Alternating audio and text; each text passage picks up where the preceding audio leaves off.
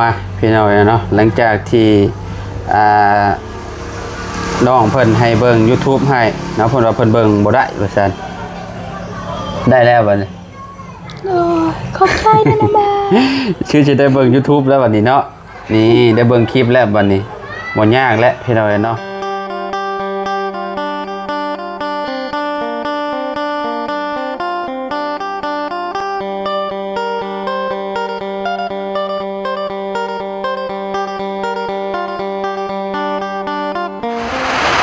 สบายดีสวัสดีพ่อแม่พี่น้อง FC บัสสุขุทุกคนเด้อพี่น้องเด้อเนาะมาพบกันกับเฮาคือเก่าคือเดิมพี่น้องเนาะเพิ่มเติมคืออยู่เครื่องเฮือนน้องใจดีเพิ่นพี่น้องเนาะพอดีว่าฝนตกพี่น้องเอ้ยตกใส่บ้านน้องเลี้ยงเลยพี่น้องเอ้ยเนาะคือว่ามื้อนี้น่ะซุ่มดีเฮือนน้องเพิ่นเนาะฝนตกใส่มือหยุกเกินหยุกซานเลยได้พี่น้องเนาะเอาเดี๋ยวมาร่วมกับน้องเจดีเพิ่นก่อนพี่น้องเนาะน้องเพิ่นก็อยู่ตรงเฮือนนี่แหละเนาะพี่น้องเนาะสบายดีน้องเจดีโอ้ยพี่น้องเนาะเมื่อวานนี่เห็นไปซื้อตู้เนาะเมื่อวานนี่เนาะเป็นอะไรใส่เสื้อผ้าเบิดอยู่บ่ยังตู้เจ้าน่ะบ่เต็มบ่เสื้อผ้าเจ้าตู้ที่ซื้อมาเมื่อวานนี่แหละว่ะยังบ่ได้เต็มซ้ำแสดงมาเสื้อผ้าโบราณปันใดเนาะยังบ่ได้ซักไงฮะไปซักนี่แต่มันอันนั้นมันยันบ่แห้งบ่สิซักเสื้อผ้าอ๋อแต่ย่านแบบว่าย่านฝนตกเนาะย่านมันอันนี้พี่น้องย่านมันบ่แห้งว่าซั่นซักแล้วก็เอามาเก็บไว้ในตู้นั่นแหละคือสิโล่งดีอยู่บัดนี้พี่น้องเนาะห้องนุ่งห้องนอนเนาะมันก็จากที่เฮานิ่งเสื้อนะพี่น้องเนาะนิ่งเสื้อเอาเสื้อแขวนไว้นะพี่น้องวันนี้ก็มีแต่เก็บเข้าตู้อย่างเดียวเนาะจะดีเนาะกลางคืนไฟเจ้าก็ปิดอยู่บ่ไฟโซล่าเจ้านะไม่ลืมเลยหรือเปล่าไม่ได้ปิดช่ำเอาคือว่าสั้นคือรีโมทเจ้านี่เจ้าอันนั้นเจ้าลืมปิดเปิดบแม่เคยลืมมานั่นเคยลืมยังลงไม่ได้เจ้าลืมมานี่โดยเจ้าลืมรีโมทมันโดยแม่ลืมหมดเคยลืมเลยคนแข่งถูกต้องฮะว่าเคยลืมหมดเลยเมื่อวานจีให้คอยซ้อนใหม่บ่กูอยู่จะคอยลืมเมื่อวานนี้นะคอยใส่เสื้อผ้าอยู่ตู้แล้วคอยทำสายอยู่ห้องนี้แต่คอยมองไปนั่นแล้วคอยนอนคอยลืมเปลี่ยนตรงนั้นลืมปิดไฟความหมายคือลืมปิดไฟโดยคิดว่าแบบยันลืมแบบว่าโตที่คอยบอกลืมโตปิดเปิดชื่ออยู่แล้วว่าแล้วบ่ชื่อพี่น้อยเนาะคือสีสว่างนี่โยอันนะบ่าวเนาะเดี๋ยวจังเบิ่งนำกันพี่น้องเพราะว่าจุ่มเฮามาติดตั้งกับติดตั้งกลางเว้นและกลางคืนกับบ่ได้อยู่ถ่ายให้ FC เบิ่งขนาดพี่น้อยเนาะกลางคืนคือสิหุ่งดีแบบเข้าไปข้างในกับมันบ่มืดมันก็หายใจโล่งอยู่เนาะอันนี้ยังกลางคืนมันมืดคักกะลีได้พี่น้องเลยเพราะว่ามันบ่มีไฟฟ้านะเนาะไฟของมืดนี่บางทีเจ้ากับไปสร้างอยู่พุ่นเนาะโทรศัพท์เจ้าโดนไปสร้างเพื่อนชาวดอกแคบ่สร้างเพื่อนน้องแจ็คกิ้งพอดีว่าสาดไฟตัวนี้มันอาจสิซ่าแน่พี่น้องเนาะไฟโซลาร์เซลล์นี่นะเนาะเพราะว่ามันสายมันก็บ่ยาวบันไดจักสิวางโทรศัพท์ไว้อยู่ไสหั่นน่ะเนาะมันลดอย่างยากเนี่ยพี่น้อยเนาะคันว่าอยู่ห้องเจ้าเด้อยู่ห้องเจ้าก็วางไว้แถวนี่เด้แถวคือแถวยังเวลามันเบิดนะสมมติว่ากลางคืนมันเบิดเจ้าก็เอาสาดอยู่ฮะเคยบ่สาบปลาเมี่ยนแล้วจักนาทีมันเต็มบ่เคยเถื่ออย่างนี้นะแม่ไม่เคยยังบ่เคยลองเนาะแต่ลองเบิ่งก็น่าสิลองประมาณช่วงเฮาอย่าลิ้นโทรศัพท์พุ่นแหละพี่น้อยเนาะโทรศัพท์ใหม่ คือสิบ่เปลืองแบตปานใดเนาะ โอ้ย กันว่ารุ่นเก่าๆนี่ก็โอ้ยพี่น้อยเนาะเมื่อวานนี่ถามแม่น้องเจดีเรื่องโทรศัพท์เราอะเคยมีตั้งแต่เป็นสาวพุ่นเราอะโทรศัพท์นะแบบว่าคุณครบคุณปุ่มกดเนาะโทรศัพท์มันแม่เจ้าตะกี้แต่ก่อนนะเราบ่เคยมีเหมือนบ่ตั้งแต่เราอยู่กับผัวนี่คือแบบเราเคยดิบบ่สัมผัสนี่ เขาดู เราบ่จักบ่แล้วบอกตอนเราเป็นสาวสิ ฮะ แล้วบอกตอนเราเป็นสาวบอก บ่แม่นเราว่าตอนเป็นสาวเคยมีแล้วว่ามีโทรศัพท์ปุ่มกด โอ้โห แต่บัดนี้แล้วว่าบัดใหญ่มีผัวแล้วนี่บ่ค่อยได้ใช้โทรศัพท์แบบว่ารุ่นสัมผัสหน้าจอเราอะเราบ่เคยมีเลยแม่นบ่แม่นจ้ะบัดติดต่อกันกับเจ้าเราติดต่อแบบใดสมมุติว่าเจ้าบ่เห็นเจ้ามีแต่รอให้เจ้ากลับมาก่อนติบ่ได้ติดต่อกันเลยได้พี่น้องน้องเจดีกับแม่เพิ่นน่ะแบบว่ามันบ่มีโทรศัพท์เห็นอะไรพี่น้อยเนาะจะเห็นอะไรแล้วเนาะเคยบอกแบบว่าจะไปแบบประมาณหลายชั่วโมงแบบนี้เราตามหาตัวพ่อแล้วเห็นอะไรบ้าง มีแต่ให้นาสาวโทร ให้นาสาวโทรตามเจ้าโทรทางเฟซบอก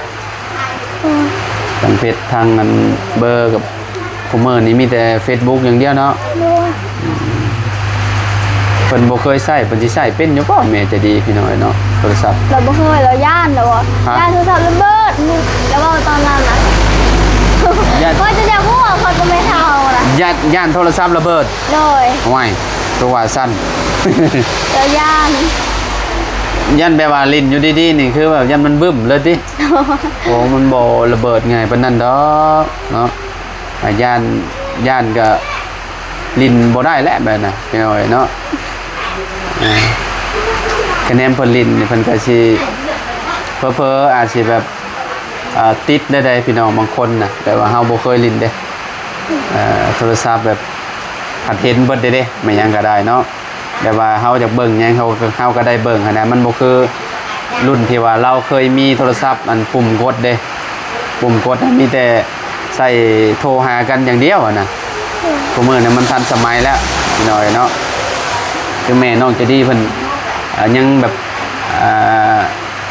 ยังบ่ได้ทันโลกหั่นน่ะพี่น้อยยังอยู่กับแบบสมมุติว่าย้อนไปก็ประมาณ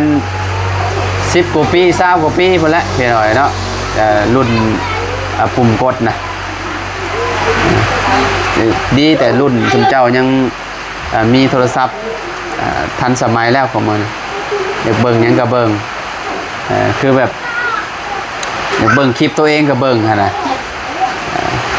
บัดมีครอบครัวไปอยากเบิ่งคลิปเด้คลิปตอนเฮายังเป็นสาวก็สามารถเบิ่งได้มันสิอยู่ในความทรงจำตลอดเด้คือแบบเจ้าจากเบิ่งเจ้านี่ก็มีแต่พิมพ์กลับไปเบิ่งแล้วแหละเคยเบิ่งบ่ตัวเองอยู่ในคลิปตอนนั้นเคยเป็นตอนนี้แหละฮะตอนนั้นเคยตอนนั้นโทรศัพท์ยังบริเพย์ตอนนี้นะจะถูกบังเพย์ดิ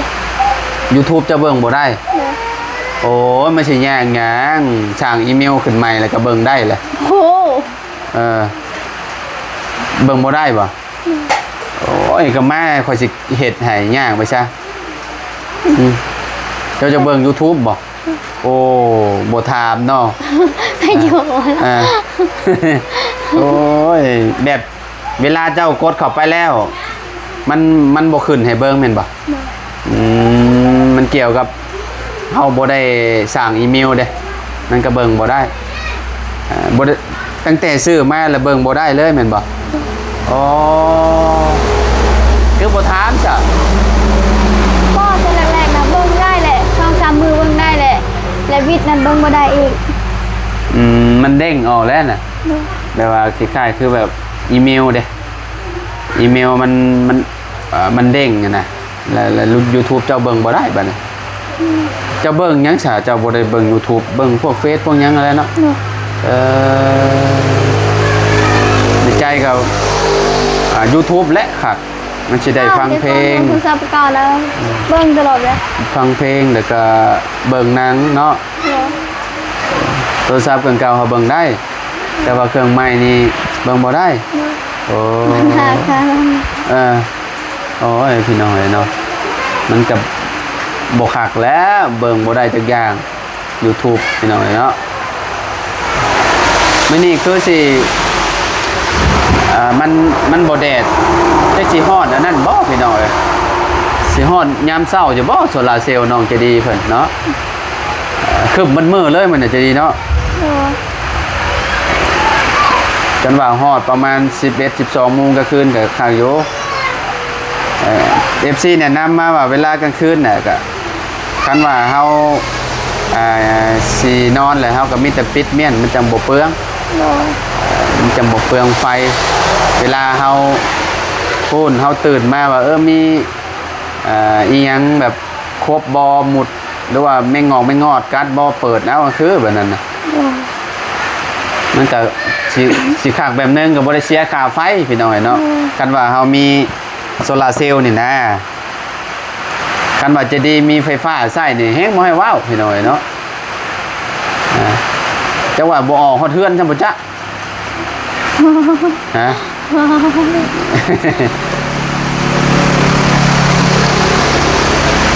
ยามหนาวน่ะคักอยู่พี่น้องเนาะ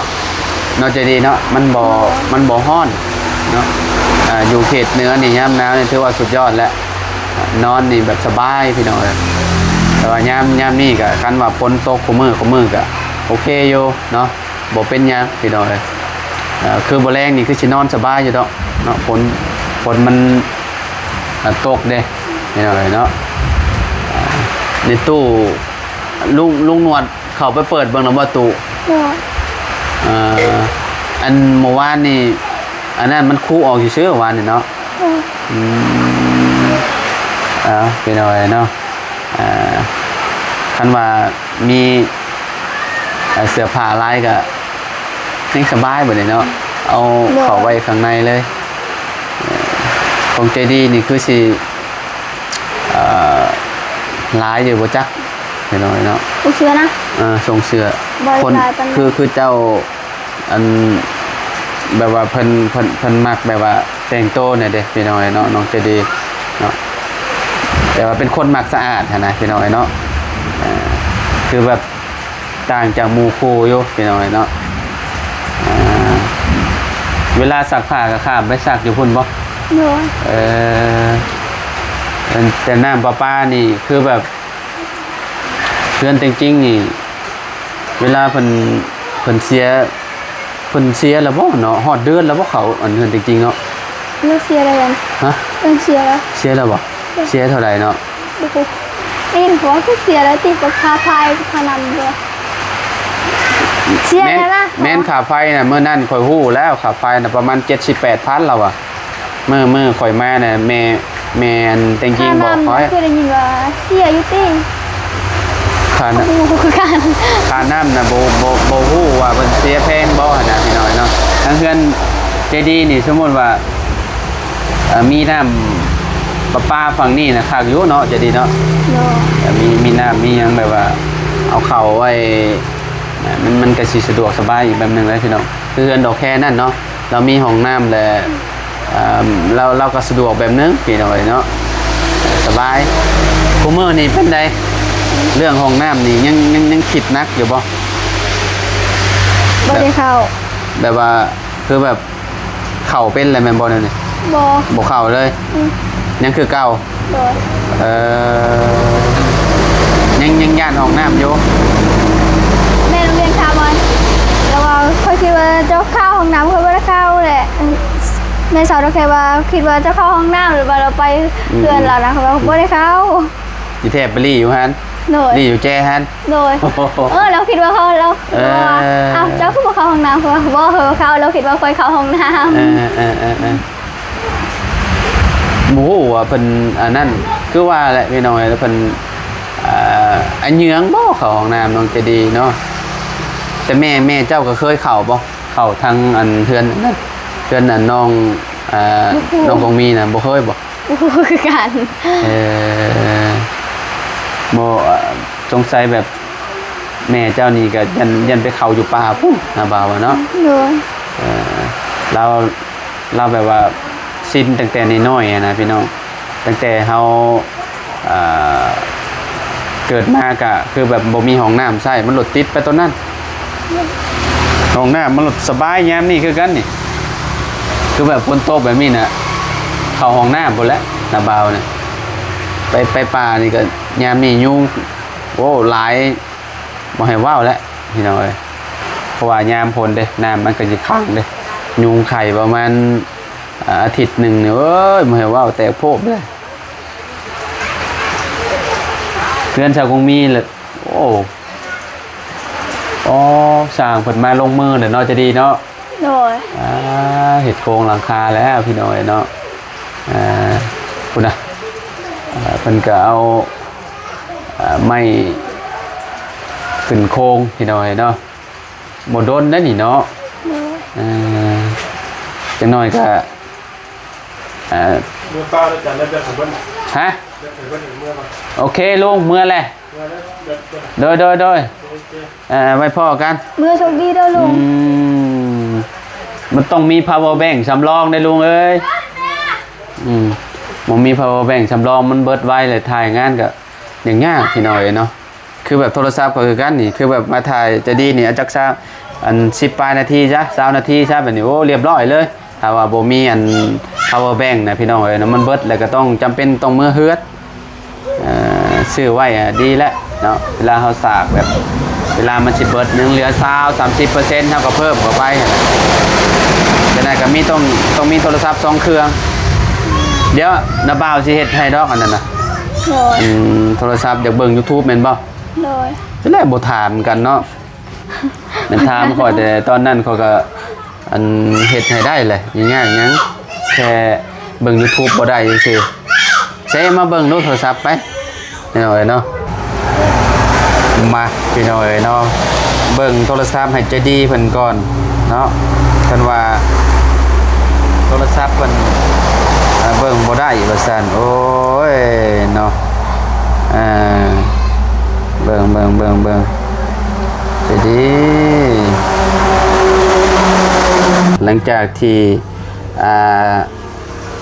น้องเพิ่นให้เบิ่ง YouTube ให้เนาะเพิ่นว่าเพิ่นเบิ่งบ่ได้ว่าซั่นได้แล้วบัดนี้ โดยขอบใจนะนะบ้า ชื่อจะได้เบิ่ง YouTube แล้วบัดนี้เนาะนี่ได้เบิ่งคลิปแล้วบัดนี้บ่ยากแล้วพี่น้อยเนาะแรกๆน้องเพิ่นเบิ่งว่ามันให้ลงว่าแล้วเพราะว่าถ้ามันบ่เชื่อมอีเมลน่ะมันเบิ่งบ่ได้เพราะว่าอีเมลเราเด้งเอาเด้บัดนี้เข้าได้คือเก่าแล้วเบิ่งได้แล้วนี่บ่ได้ยากแล้วแหละเจ้าจะเบิ่งหยังเจ้าก็พิมพ์มาเท่านั้นแหละ โดย แล้วเรียบร้อยพี่น้อยเนาะเอาไปซะเดี๋ยวขอโตเลยเด้อเนาะไว้พอกันใหม่พ่อแม่พี่น้อยเนาะมีแต่เบิ่งเต็มที่โลด YouTube ที่จะบ่บ่มีเงินเติมเน็ตเนาะพอมันบ่มีปัญหาแล้วบัดนี้ตอนนั้นเจ้าบ่ฮู้เด้ว่ามันพอมันบ่มีอีเมลเด้มันก็เบิ่งบ่ได้เนาะ โดย โอเคซะพี่น้อยเนาะอยู่ดีมีแฮงบ่ทุกคนเนาะน้องใจดีกับเบิ่งอยู่ห้องนอนเราคือว่ามันสะอาดแล้วบัดนี้เนาะใจดีเนาะ โดย มีตู้เลยเด้สีนี่เลือกเองบ่นี่น่ะ โดย โอ้เข้ากับโตเฮือนเลยได้นี่พี่น้อยเนาะคักๆมันมีสีหยังแน่จะดี มีสีแบบคือว่าเพื่อนจะกิ้งตินั่นน่ะแบบเพื่อนจะกิ้ง แบบเพิ่นจริงๆก็มีบ่สีแบบเพิ่นจริงๆก็มีบ่โดยเนาะกับแบบนั้นก็งามคือกันได้แต่ว่าสีนี่ก็เข้ากับเพื่อนน้องเพิ่นพี่น้อยเนาะงามคนละแบบพี่น้อยเนาะมีตู้เสื้อผ้าเก็บอันนี้มันก็บ่อยู่ข้างในห้องมันก็บ่ฮกพี่น้อยเนาะไปสันนบ่าวไปป้าแล้วเดี๋ยวข้ามไปเบิ่งฝั่งนั้นก่อนสบายดีเด้อไปพี่น้อยเนาะเอาอยู่ดีมีแฮงบ่สุขทุกคนพี่น้องขอบคุณหลายๆเด้อที่ติดตามสำหรับคลิปนี้ไปแล้วสบายดี